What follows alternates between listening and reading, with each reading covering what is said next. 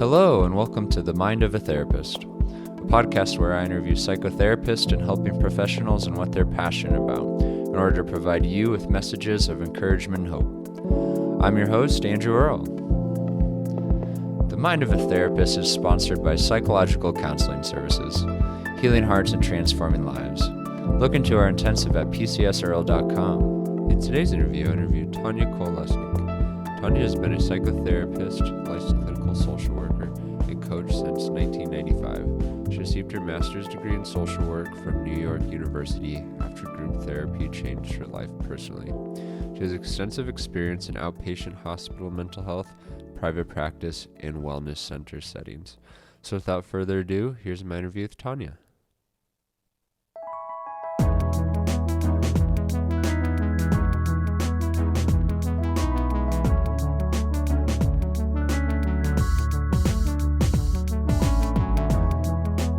All right, Tanya. Well, thanks for being on the podcast today. To get going, the question I like to start off with is, how do you view change? So how change happens, what it takes for someone to make change? Because, as therapists, that's what we're really about, is supporting people in that change process. Yes, absolutely. So first of all, thank you for having me. I'm really happy to be here. And so I think change requires some clarity that you really want the change that you're envisioning for yourself, because it does require dealing with some discomfort because something is new, or reinforcing an idea as you're adjusting to what you imagine is going to play out with this change. It's not always the way we think it is, and it can require coming back to it again and again.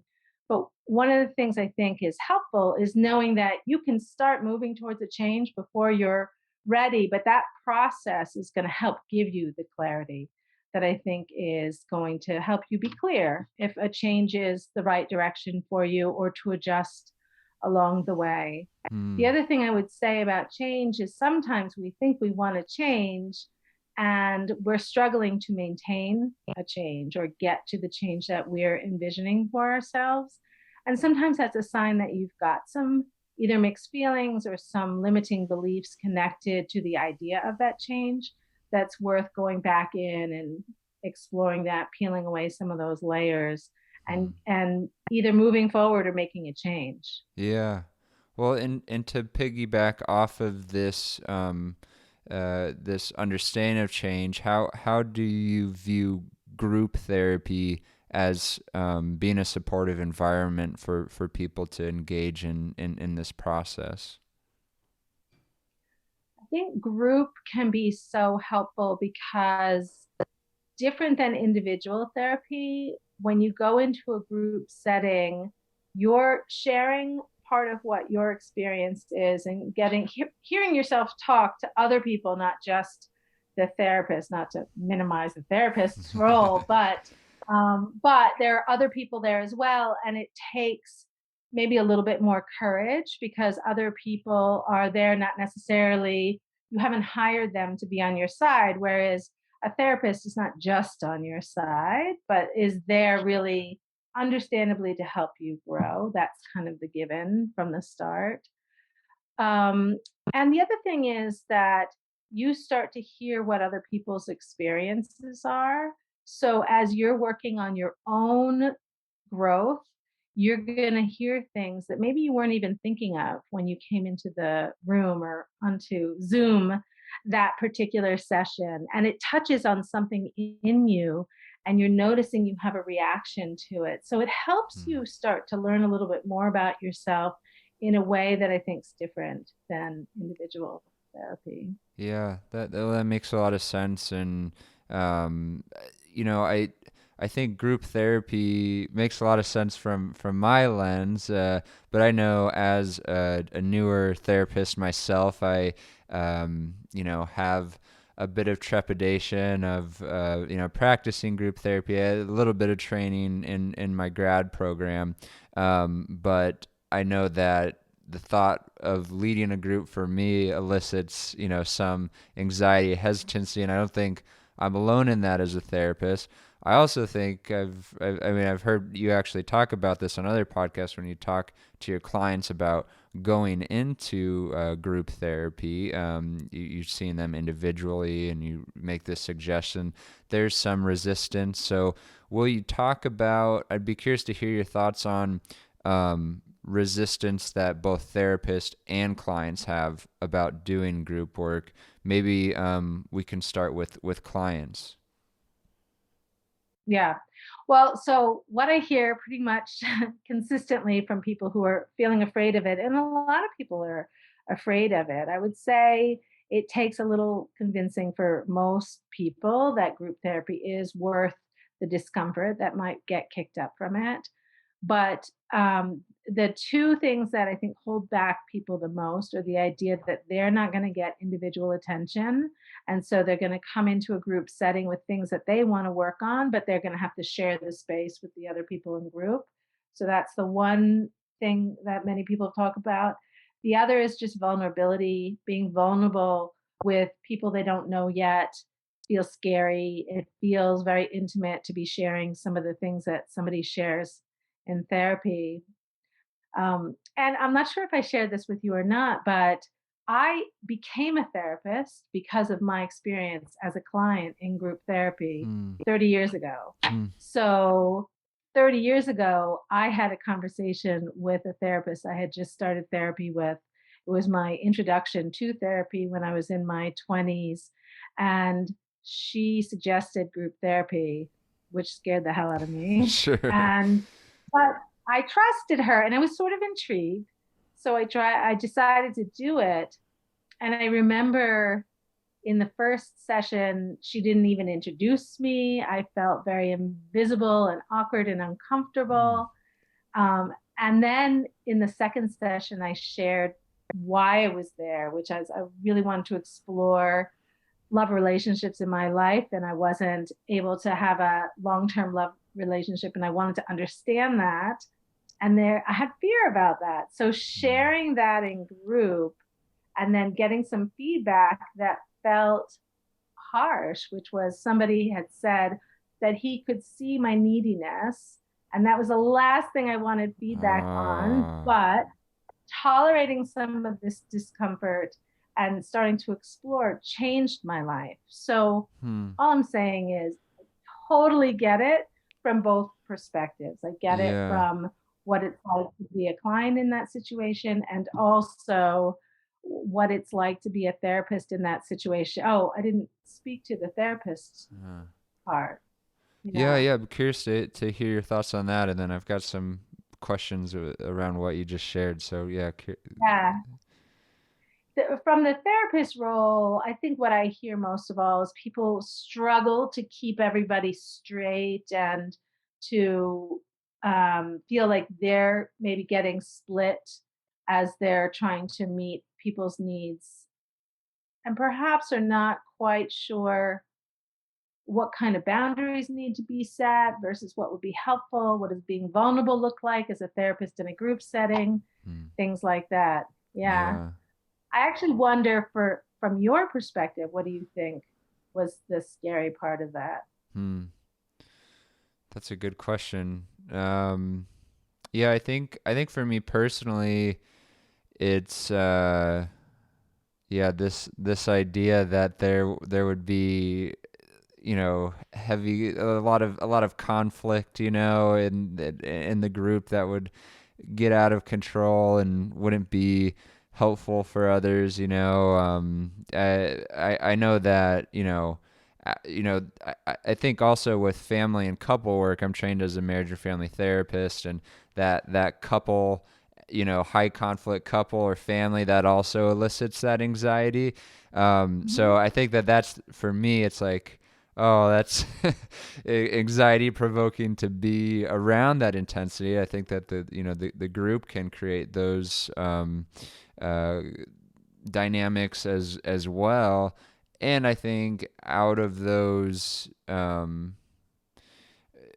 I think great healing can happen too. I mean, even this is what I was curious of asking more about your experience with this man giving you this really direct feedback about your neediness and this being a a, a pivotal part of your change process. I'm here. Could you speak a bit more to that? Yeah, I think when I did group, and I'll do this also with my clients, having a combination of group and individual is really helpful Hmm. because then I was able to take, oh my God, I can't believe he said that, back to my therapist and talk to her about some of what came up for me in that, getting feedback like that, especially so early on, and how uncomfortable that was for me. And I think the individual support and chance to process helped me look at what was valuable from that, not let him have power over whether or not um, my issue was worthy and whether or not I'm lovable. And also knowing that that was my filter. I came into that sort of with this fear that maybe I'm a little bit unlovable. So that's the problem. So when Hmm. he said that, I attached it to what my limiting belief was. And with some processing, I was able to look at a bigger picture and not make it mean that there was anything wrong with me, but to understand, where is that longing? Why is that longing there? Where did that thought start? All of that. Hmm. Dissect it all. Yeah, it's that I think Irvin Yalom calls it grist for the mill that came up in group live in that group session. And so it was your same therapist who was conducting the group, and also you were seeing individually. And so she would then have that experience of seeing you in that context, like having her own experience of that, and then holding space for you to process. Um, that sounds it. I think that's that unique part of group work is, as a you have 8 or 10 other people, right, who can, bring up these unique parts of us that we can work with rather than just one therapist. We could be working with a therapist for years, and that you might not have had an experience like that or been able to process a piece like that so impactfully. That's, I mean, my therapist never would have said that, right? Uh-huh. Never would have said, oh, I could spot your neediness, right away, Sure. because she would have been more gentle about giving me feedback about something like that. Mm. Um, and what I was going to say is, I always find that group is like a microcosm of the world outside of group. So Mm. whatever comes up from group are things that you're already experiencing with other people in the world. Mm. So to have the opportunity to process some of what you're already dealing with anyway, I think is part of what makes it so powerful. Yeah. And so you're practicing in New York, is that right? And Yes. and Yeah. do you do in-person groups or Zoom groups these days? I do all virtual. Yeah, I do all virtual groups now. Okay. I do some Yeah. in-person retreats Uh-huh. connected to some of the group work. Periodically, I'll schedule a retreat for people that are doing my group work, and those are in person. Okay. And then I also wanted to ask, do you just see people in New York? Do you have to be a resident of New York to consult you? Yeah, I'm licensed in New York to be a therapist, but the groups are really coaching, healing groups. Oh, So okay. Uh-huh. they are more the focus on healing and coaching groups. So Okay. it's a shift for me. Yeah. And will you talk a bit more about what the focus of these groups are like, what they look like, an average are there topics, or is it more of like a process oriented group? I do a little bit of both. I ask that everybody that does my group starts to identify, speaking of change, where we started, Yeah. ask them to identify what are some of the changes that they want for themselves, and speak about those changes that they're longing for, that so that we know what they're moving towards or what their intention is. And each session they'll talk about where they are in their process with those changes. And, often it's life things that come up that they've had to navigate through, and whether they're thrown off or whether they have some success to share, or even as the group members get to know each other, we're able to sometimes see success before the person sharing even sees it. So we can say, oh my God, that's huge that you were able to do that, whatever it is that they were able to do for themselves at that point in their journey. And I do also offer a topic. So we kind of split the group in, they share what's going on in their process. The topics are always related to human stuff, so they apply to everybody. So, for example, the topic from last week was energy and in all its forms. What depletes your energy? What energizes you? How do you replenish your energy? And talking through some of that, which always relates back to whatever it is that they're working on. And I choose my topics based on what happened in group for that particular session, Hmm. and seeing a place of focus that I think will help people continue on with their journey. Um, and I have people respond to each other because that's such an important part of groups. So one of the things I ask people to speak about is what's coming up for you as you're hearing your peers speak about whatever it is they're bringing up. Is anything resonating for you? So we'll talk about that. Is anything getting triggered in you? And so we explore those issues as well as people are um, having the conversations in group. Hmm. And yeah, it makes me think of um I don't know if I told you, but my grandpa's actually a therapist, and Mm. my dad as well. And my grandpa, I think he's been running groups his whole career. So I think he's been practicing 5 decades or so. And he talks about how vulnerability begets vulnerability, right? And it's that piece of resonance. Not only like maybe something is triggered, and that provides opportunity to work on a part of us that we might not otherwise have had illuminated, but also, seeing others, um, you know, make changes in their life. I think it could be both inspirational and then encourage, others to step into vulnerability in new ways. And yeah, it just group therapy does seem like such a special model in that regard. Yeah, yeah, absolutely. I think the knowing you're not alone is Yeah. such a powerful part of that, which I think is what you were really speaking to, that knowing you're not alone and having a culture where sharing your inner world is what we do. And Hmm. so then it starts to feel a little safer to do that. Oh, so and so did that, so I'm going to share a little bit more of my inner world, and that process is such a powerful part of this growth. Yeah. Yeah, and what an antidote to, you know, already I think before COVID there's just a lot of loneliness and isolation in our society. It just Mhm. takes effort to connect with people, and we all have barriers to connecting with people as well. And this group work is just this opportunity to make those connections with people in group, and then it's practice too to make connections, more intimate connections with our family and friends outside a group.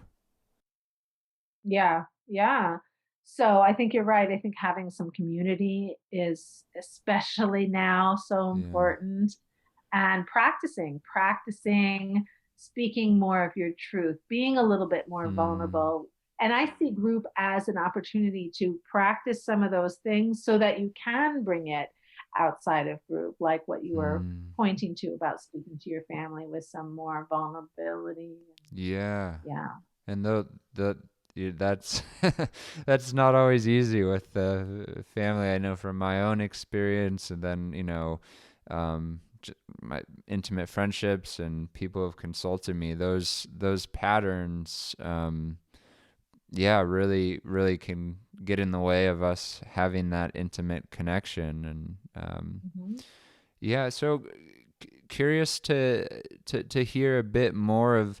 I've been in some support groups myself, but I've never been in a group led by a therapist. What are some of the distinguishing factors of, a support group someone might be involved with, at their church maybe, or maybe with some sort of organization or peer group, and this group that's led by a therapist? What would be the key differences?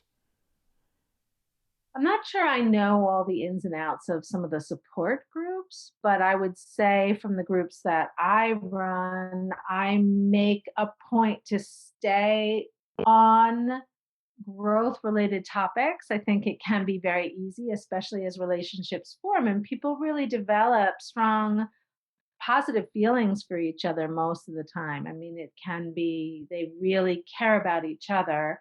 And to make sure that we don't go off on a tangent of small talk, not that there's none of it, but to make sure Mm, that people are getting what they came to group for, which is a, a helpful tool to help them move towards change. So I'm always keeping my eye on that and paying attention to if something feels like it might have been harsh or triggering, and to reframe some of that, or to be very deliberate about speaking through that if something like that does come up.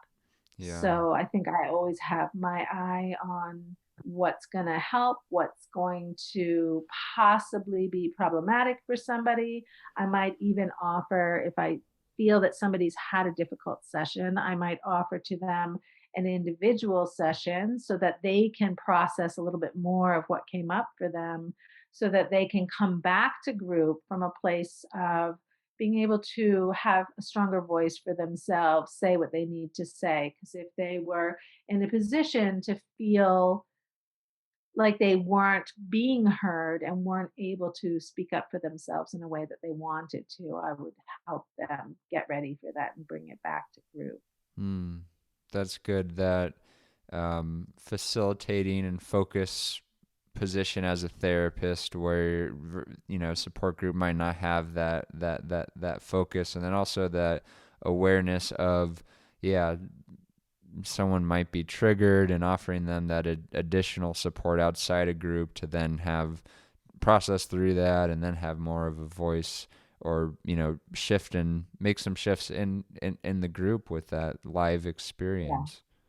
Hmm, Yeah. that's good. I think some of the support groups that I've heard of often have a very um, rigid structure. Not all of them, I guess, but some of them have a very rigid structure. And I think also, although my groups are structured, there's also room for us to go towards something that feels very potent and important to get into, that may be touching on what something that's going on for a lot of people in the group. So I think because I'm a therapist, I have that training and that experience to be able to stay with where the deep work is. Yeah. And yeah, I was drawn to what you were saying earlier about how you will have, topics to discuss, and like a bit of psycho ed in the group, and you kind of curate that to what the the group's been processing through, and what themes have been in the group. And Yeah.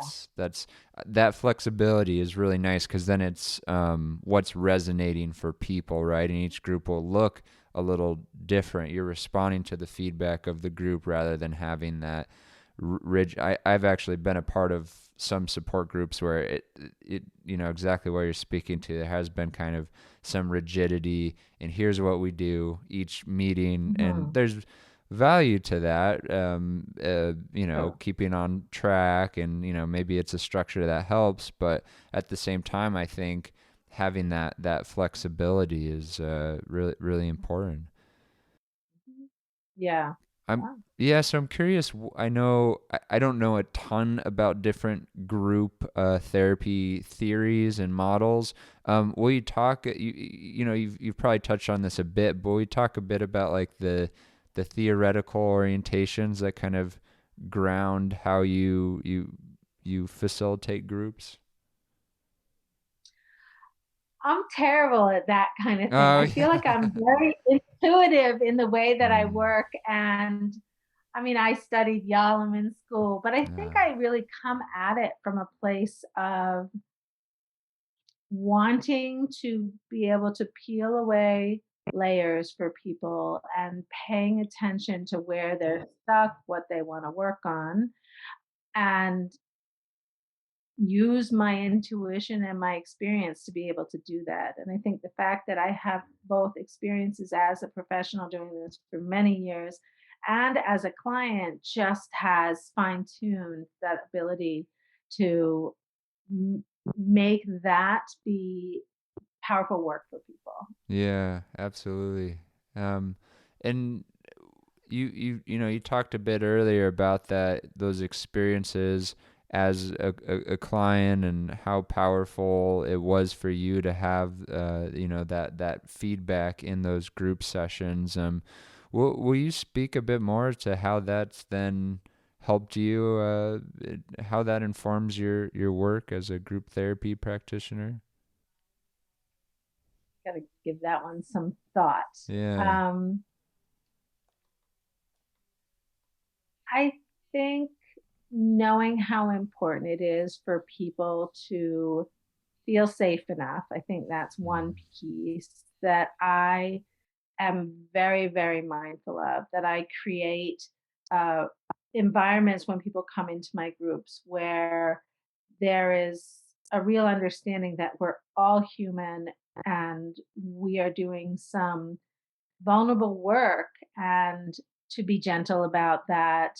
So that's one piece. I think the other piece is to push for that.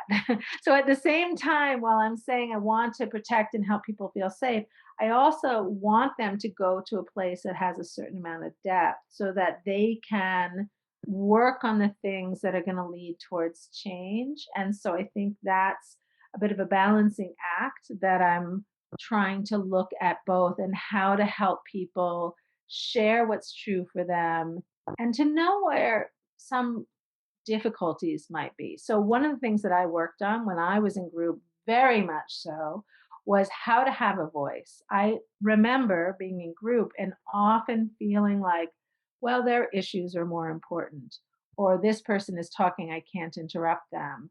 That kind of thing, where I wasn't feeling able to bring my own issues to the forefront sometimes. And that was something I really worked on. So, noticing when something like that might be happening and helping people to either draw them out, or if I'm seeing them at all individually, help them to figure out how are they going to step in a little bit more. I get the sense, I might give somebody this feedback, I get the sense that you want to say more, and when it's your turn to share, I feel like there's a limit to where you go with that. And we'll process that and talk about how can you start to share more, and what do you think makes it so scary, and just to explore Hmm. that. So that's definitely something I see a lot of, where people feel like, oh, I can't jump in, or somebody else is sharing, or somebody else's issues are more important. Hmm. Yeah, that's such a balancing act, like you're saying, holding a place where I'm hearing people experience that safety and acceptance, and yet at the same time, kind of challenging people and figuring out, okay, well, what's the growth edge for this person, and how do I, yeah, maybe challenge them in this way to take some courageous steps. That's and that yeah, I think that on this in this conversation, I'm just realizing the great opportunity with group work is that consistent practice that you have to show up in relationships in new ways, which is coming back to that change. That's where we're supporting people, and if one on one individual sessions, although they're very helpful, you don't have that experience with other people as often, maybe, to really practice changing whatever that looks like for you. Yeah.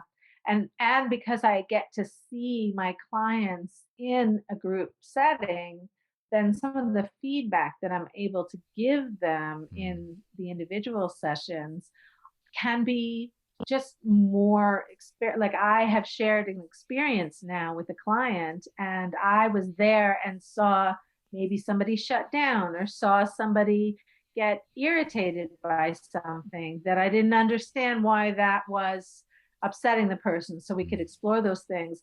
And a lot of times people do come into therapy to work on relationship stuff, of course, so I can see some of the patterns in play, Mm. and that's really helpful for our work together. Mm. Oh, that's great. And Tanya, has there been anything that we haven't touched on that you'd like to share before I ask you the last question I usually ask my guests? One thing that I was thinking about is the one of the other benefits of different people in group, or that the people in group, I may have said this before actually, but the people in group can represent other people in your family. Mm. So or in your life. So it's a real opportunity to talk to each other about, oh, I feel like I'm your husband in this situation, and this is what comes up for me, that kind of thing. Obviously, it's a different person, but Mm. it gives a more, I think, accessible way to start having some of the conversations Mm. very specifically. And then somebody then feels a little bit more ready to bring them to other people in their family outside the group. So, That's good. Yeah, kind of that uh, training. It's not actually the person, but they do really remind you of that person in ways. So there's mm-hmm. that great opportunity to kind of not the huge step of having that conversation with that person that you've really been wanting to have, but kind of the step in that direction. And Yeah. so the question I like to ask at the end of the episode is what's a message of hope you'd like to leave the listeners with?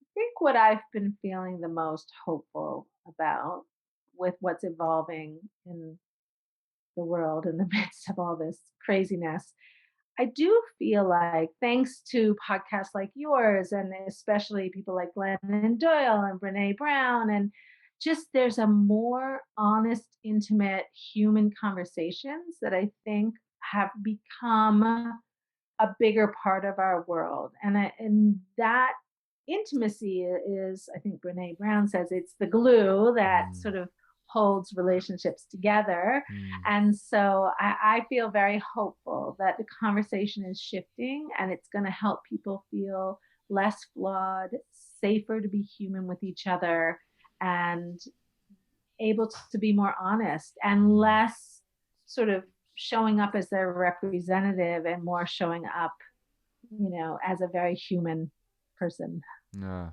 no, I love that, and yeah, I completely agree with Brene Brown's work, and that image she gives of being in the boxing arena, right? Like the courage it takes to step into that intimacy, and then the product of the intimacy is the connection, that I think all of us are after. So Yeah. that's great. And if people are interested in getting in touch with you, maybe interested in looking into one of your groups, where would be the place to send them? The easiest way to remember is I have both Instagram and TikTok. Tanya the therapist is my handle in both of those places. So Tanya, all one word. And then my website is linked on there. But I would say too, I have a free discovery session for anybody that's interested in considering group and wants to learn a little bit more about how group might be able to help them specifically. Hmm. And so that's on my website. So I would love to see anybody who's exploring it. Perfect. Well, Tanya, thanks for taking the time today to be on the podcast, and have a great rest of your day. Thank you so much for having me.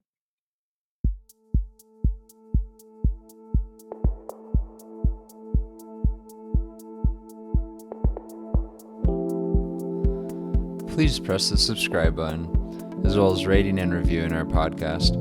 This helps others connect with what you've been hearing. If you have any questions, please contact us at themindofatherapist@gmail.com. These questions will be kept anonymous. I want to thank Eric Price for the wonderful music you hear in this podcast. Additionally, this podcast was created to provide accurate and authoritative information on the subject matter. Although we are interviewing licensed therapists, they are not your therapists. This podcast is not intended to serve as direct medical advice and should not be used as a substitute for direct professional help. It is given with understanding that neither the host, publisher, guests, or PCS are rendering legal, clinical, or other professional information. If you need a professional, we encourage you to find one. Visit Psychology Today to connect with a licensed clinician near you.